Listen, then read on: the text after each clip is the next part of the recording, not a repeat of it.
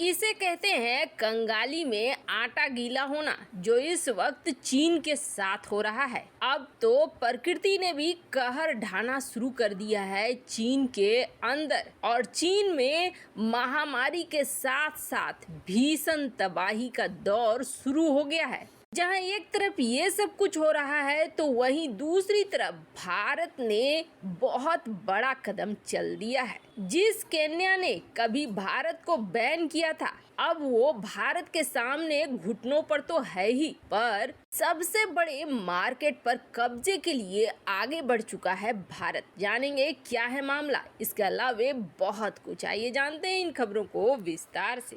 भारत एक कृषि प्रधान देश है, लेकिन होता क्या था, भारत का एक बड़ी मात्रा में गेहूं बर्बाद हो जाता था, सड़ जाता था गोदाम में रखे रखे, और ये एक्सपोर्ट नहीं हो पाता था। जो पश्चिमी देश हैं, इन्होंने एक तरीके से दुनिया के सामने एक नैरेटिव पैदा कर दिया था, लोगों के दिमाग में भर दिया था कि भारतीय अनाज सही नहीं होते हैं, इसलिए भारतीय अनाज की खरीद मत करो। इसकी शुरुआत हुई जैसे कि केन्या। इस केन्या को जिसे आप देख रहे हैं, इसने भारत से कभी माल खरीदा और भारत के किसी शिपमेंट में फंगस निकल गया। इस फंगस की वजह से केन्या ने क्या किया, भारत के साथ वीट खरीदने का यानी गेहूं खरीदने का पूरा कॉन्ट्रैक्ट ही कैंसिल कर दिया। भारत को ब्लैक लिस्ट में भी डाल दिया कि हम इनके यहाँ से नहीं खरीदेंगे। हो सकता है कोई एक शिपमेंट गलत चली गई हो या उसमें कोई प्रॉब्लम हो, पर किसी खास कंपनी पर एक्शन लेने के बजाय सीधे सीधे केन्या ने पूरे भारत पर एक्शन ले लिया और इसे ब्लैक लिस्ट में डाल दिया। कारण क्या था? कारण ये था कि फंगस हो या न हो, एक नैरेटिव जरूर चलाना था पूरी दुनिया में कि भारत के अनाज के प्रति कुछ गड़बड़ है। ऐसा ही एक बार पश्चिमी देश ने भारत के चावल के आटे को लेकर भी किया था। दुनिया ये बहुत अच्छे से जानती है कि भारत एक कृषि प्रधान देश है, और जैसे जैसे भारत के अनाज बिकेंगे उसकी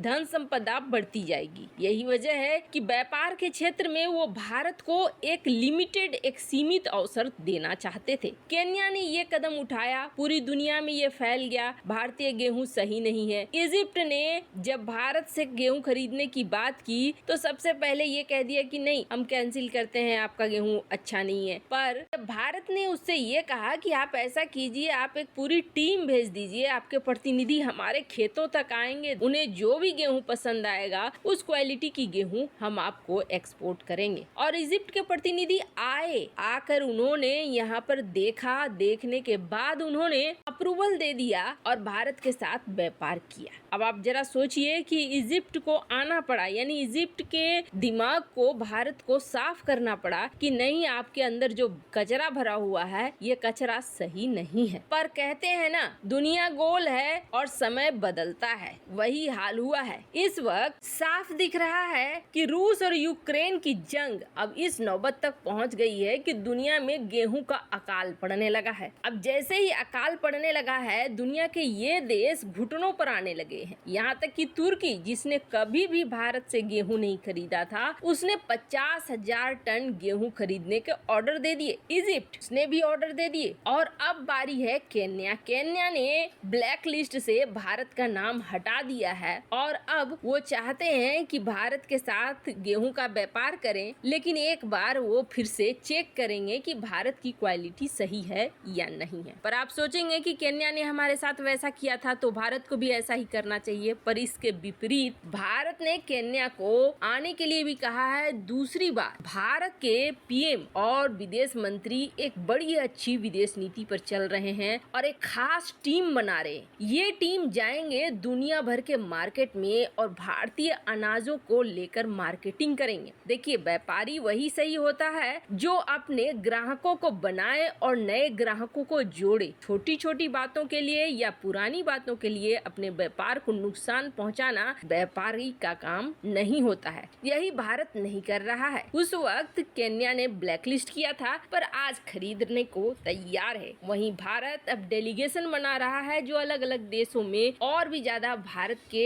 अनाजों के लिए ग्राहक को पैदा करेंगे। इससे होगा क्या कि हमेशा के लिए ये ग्राहक बन जाएंगे और भारत की आय के स्रोत में बढ़ावा मिल जाएगा। खैर, भारत धीरे धीरे दुनिया के मार्केट पर कब्जा कर रहा है, तो वहीं कहते हैं ना, जैसा करोगे वैसा भरोगे। इस वक्त तो चीन को देखकर यही लग रहा है कि चीन के इतने बुरे दुर्दिन हैं कि अब वो जो बात थी कि चीन जंग लड़ लेगा, वो सारी चीजें खत्म होती दिख रही हैं। चीन खुद ही इतनी बड़ी बड़ी समस्याओं में घिरता जा रहा है कि चीन का खुद से निकलना बहुत मुश्किल होने वाला है। हालांकि चीन जितना बड़ा देश है उतना ही बड़ी उसकी समस्याएं भी निकल कर आ रही हैं। पहले तो महामारी की वजह से जो लॉकडाउन लगा हुआ है चीन के अंदर, अब हालात ऐसे हो गए हैं कि जो विदेशी निवेशक हैं वो परेशान हो रहे हैं और विदेशी निवेशक नहीं अब आगे निवेश करना चाहते हैं, तो उनसे भी बड़ी परेशानी हो रही है एक्सपोर्ट करने वालों की। जो चीनी एक्सपोर्टर हैं उन्हें लग रहा है कि हमारा सारा काम धंधा आपने बंद कर दिया। अब जो ये ग्राहक है ये धीरे धीरे किसी और देश की तरफ शिफ्ट कर रहे हैं, तो जब सब कुछ नॉर्मल होगा तब भी हमारे हाथों में कुछ भी नहीं होगा।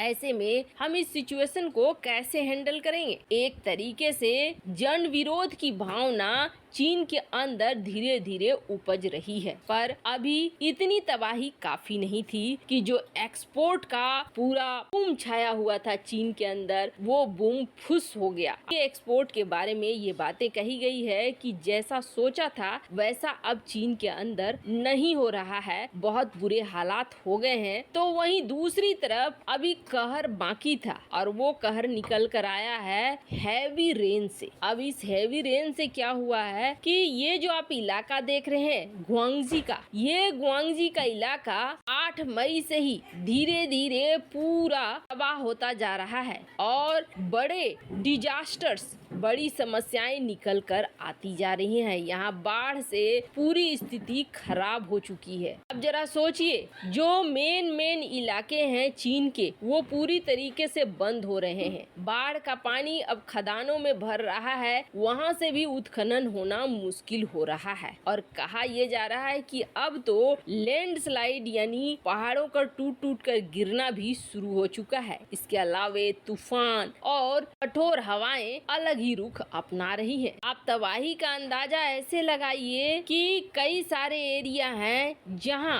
एक घंटे के अंदर 150 से 250 mm की बारिश हो रही है। स्थिति बहुत खराब होती जा रही है चीन की। अब इस परिस्थिति को संभालने के लिए भी चीन को अपनी सेना को लगाना पड़ रहा है। हर तरफ उसकी सेना अपने इंटरनल प्रॉब्लम को ही हैंडल करने में लगी हुई है। खैर, आपको क्या लगता है, क्या भारत बिल्कुल सही दिशा में चल रहा है अब दुनिया भर में अपने एक्सपोर्ट को बढ़ाकर और नए ग्राहकों के लिए डेलीगेशन भेजकर? कमेंट कर अपनी राय जरूर बताएं। जल्द मिलते हैं अगले वीडियो में नई खबर के साथ।